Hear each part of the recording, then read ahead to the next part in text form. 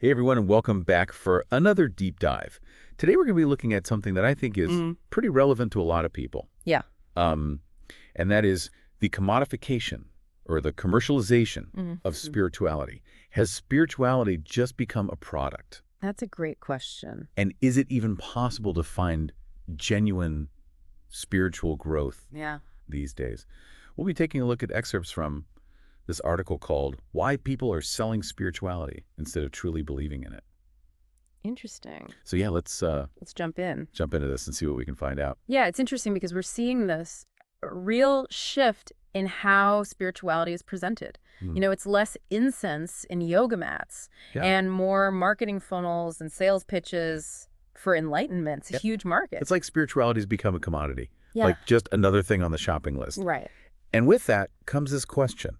What happens to the core essence of these practices when they're packaged and sold like this? Well, one thing that comes to mind immediately is the way. These retreats and workshops are often presented. You see these exclusive retreats, costing thousands of dollars, promising to reveal ancient wisdom. But is that really what's happening? Or is it just a luxury getaway with a spiritual veneer? It makes you question the motivations. For sure. And then there's this whole world of influencers and self-proclaimed gurus promising quick results.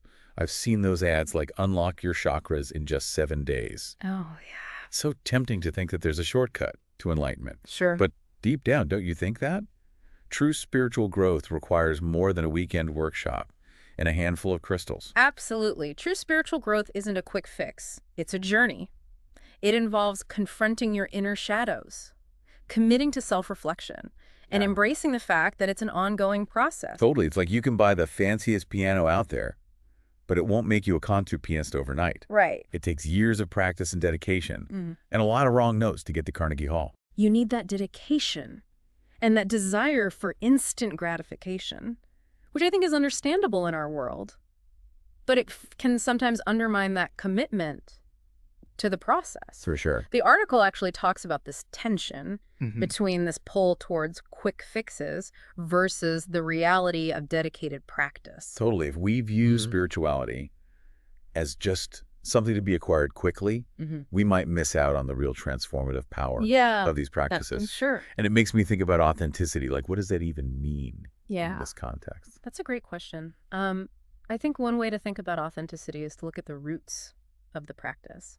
Is it rooted in a genuine tradition? Are those traditions being honored? It's about understanding the philosophy behind it, not just adopting it as like a trendy lifestyle choice. And I'd say a key element of authentic spiritual practice is the focus on internal transformation over external validation. So it's less about how spiritual you look on the outside and more about the internal work, the self-discovery, the connection to something bigger than yourself. Exactly. And with the rise of social media, there's a whole new layer of complexity.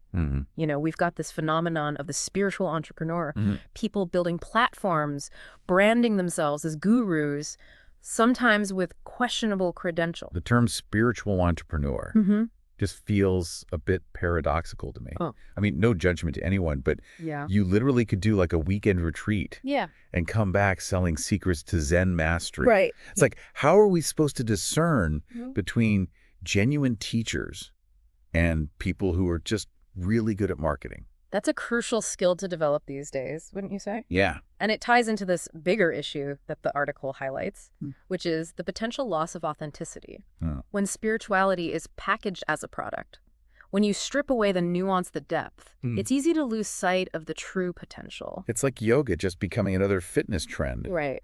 Or mindfulness solely used for stress reduction. Exactly. You're missing the deeper transformative power they can offer. Yeah. Have you ever felt that way? Like something was missing when it was presented in a purely commercialized way? Oh, yeah, absolutely. It could feel very surface level, almost transactional. Like, I'll pay for this course and then I'll be enlightened. Yeah. But it's just so much more complex than that. It is. And the article also brings up this other interesting point, this inherent human need for belonging and validation.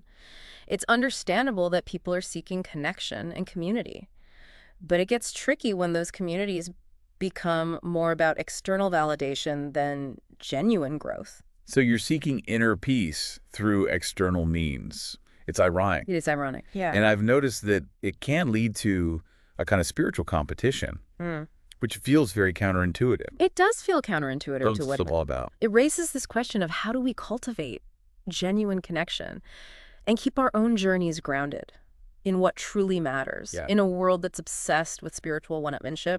Yeah, and I think that's a great place to stop for now. When we come back, we'll delve a little bit deeper into some potential solutions and explore how to navigate this spiritual marketplace with a little more discernment and intention.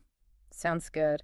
It's important to say that not all modern approaches to spirituality are like inauthentic just because they're presented in a commercial way. Right. It's more about recognizing that discernment is key. I agree. It's not about throwing the baby out with the bathwater. There is value in exploring different paths and learning from teachers and finding a community that resonates with you. But how do we sift through all the noise and find those genuine gems? Yeah, the article really emphasizes the importance of approaching spiritual exploration with sincerity and authenticity. And the author really argues that those qualities often get overshadowed when the focus is on profit and quick fixes. Okay, so how do we cultivate those qualities? It's so easy to get swept up in the marketing and the promises of like instant transformation. So how do we resist that temptation to try and like buy our way to enlightenment? Well, for me, it comes down to asking yourself some tough questions. Why are you drawn to a particular practice or teacher? Does it genuinely resonate with your values? Or are you chasing a trend? Right. Are we truly seeking inner transformation? Or are we just looking for like the most Instagrammable version of spirituality? Right. I know I've fallen into that trap before. I think we all have at some point. It's a very human tendency to seek external validation, but true spiritual growth is about going inward, not outward. And it's the process, not a destination. It requires continuous learning, self-reflection, a willingness to be uncomfortable at times.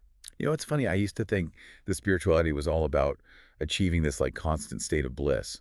But I've come to realize it's much more about learning to navigate the ups and downs of life with grace and resilience. That's a really beautiful way to put it. It's not about escaping life's challenges, but learning to meet them with a sense of wisdom and compassion.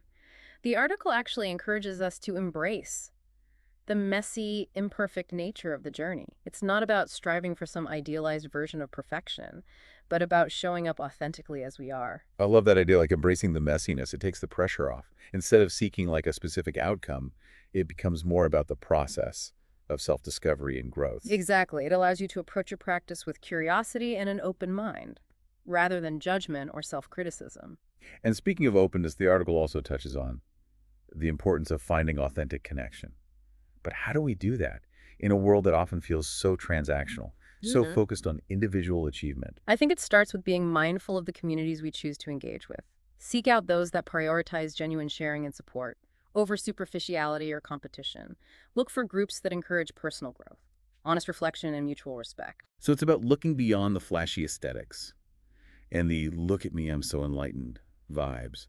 It's about finding spaces where you can be vulnerable and ask questions and learn from others without feeling the need to put on a show. You hit the nail on the head. It's about finding your tribe, people who are on a similar journey, who can support you in your growth. And maybe it's about being that supportive presence for others too. I remember when I was first starting to explore spirituality, I felt so lost and alone. And it wasn't until I found a group of people who were genuinely open and accepting that I really started to feel a sense of belonging. That's such an important point. Creating those safe spaces for authentic connection is so vital, especially in a world that can feel increasingly isolating. It all comes down to being intentional, right? Choosing practices and communities that align with our values and our desire for authentic growth. And remembering that it's a personal journey. We're not all meant to follow the same path. Yeah, I couldn't agree more. It's not about blindly following someone else's blueprint for enlightenment, but about creating our own path based on what resonates with us deeply. Which leads to a question that I think is at the heart of this whole discussion. What does spirituality actually mean to you? That's a wonderful question, and it's one that I've grappled with myself for many years. I think for me, spirituality is about cultivating a sense of connection to myself, to others, to something larger than myself.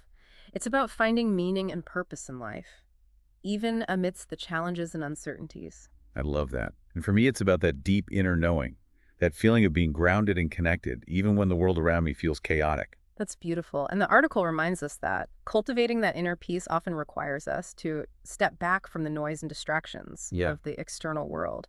It's about finding stillness, listening to our inner wisdom, and Well, connecting with something deeper than the constant stream of information and stimulation that we're bombarded with every day. which is ironically like the opposite of what the spiritual marketplace often encourages. It's like we're being sold a quick fix for something that requires a much deeper level of engagement. You're right. It's about reclaiming spirituality as something personal, Hmm. something sacred, something that nourishes our souls rather than feeding our egos. And that's a really powerful message, isn't it?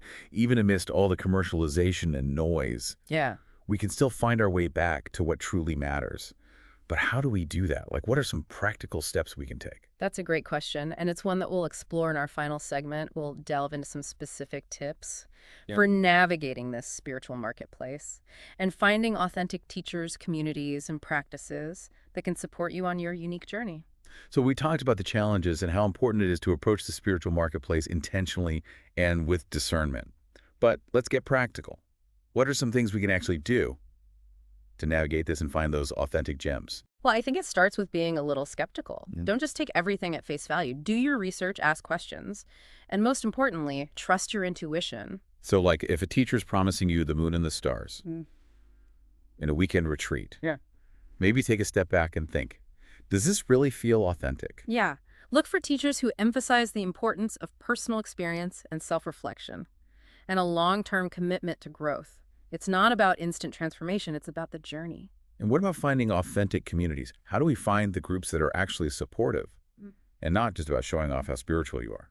Pay attention to the language and values a community promotes. Do they encourage vulnerability and honest sharing? Or do they emphasize competition and comparison? Seek out communities that prioritize genuine connection and mutual respect over spiritual one-upmanship. So does it feel like a safe space to ask questions and share your struggles and, Yeah. be a beginner? Yeah, exactly. You want to feel comfortable being yourself, no matter where you are on your path. And when it comes to choosing practices, how do we know what's right for us? And there's just so many options out there. Remember, what works for one person might not work for another. There's no one-size-fits-all approach to spirituality, so experiment, explore, and don't be afraid to let go of what's no longer serving you. So don't just follow the trends or do what everyone else is doing. It's about tuning in to our own inner wisdom and finding what feels authentic for us. Exactly, that inner wisdom is always there, even if it's buried under layers of external noise and expectations. It's funny. I used to think that I had to travel to some far-off ashram to find spiritual enlightenment. But the most profound spiritual experiences can happen in the simplest moments, like taking a walk in nature, or connecting with a loved one, or even just taking a few deep breaths. It is about finding that stillness, that connection to something larger than ourselves in the everyday moments. And it's also about remembering that growth isn't always comfortable. It can challenge us, push us out of our comfort zones, force us to confront our shadows. Right? It's not about seeking constant bliss or escaping from life's challenges, but learning to navigate them with more grace, wisdom, and compassion. And that, to me, is really what genuine spirituality is about. It's not a quick fix or a product. It's a lifelong journey of self-discovery and transformation. Well said. And it's a journey that's available to all of us, regardless of our background or beliefs. I think the key takeaway here is to approach the spiritual marketplace carefully, with curiosity, Mm. and most importantly, trust yourself. And remember that the most profound spiritual experiences often happen not in fancy retreats or with expensive products, but in the quiet moments of self-reflection, in the connections we make, and in the everyday experiences of our lives. Yeah, that's a great point. Thanks for joining me today. This has been a really insightful conversation. It's been my pleasure. And to our listeners, what does spirituality mean to you? Beyond the trends, beyond the marketing, beyond the noise, take some time to reflect on that. And until next time, keep seeking, keep exploring, and keep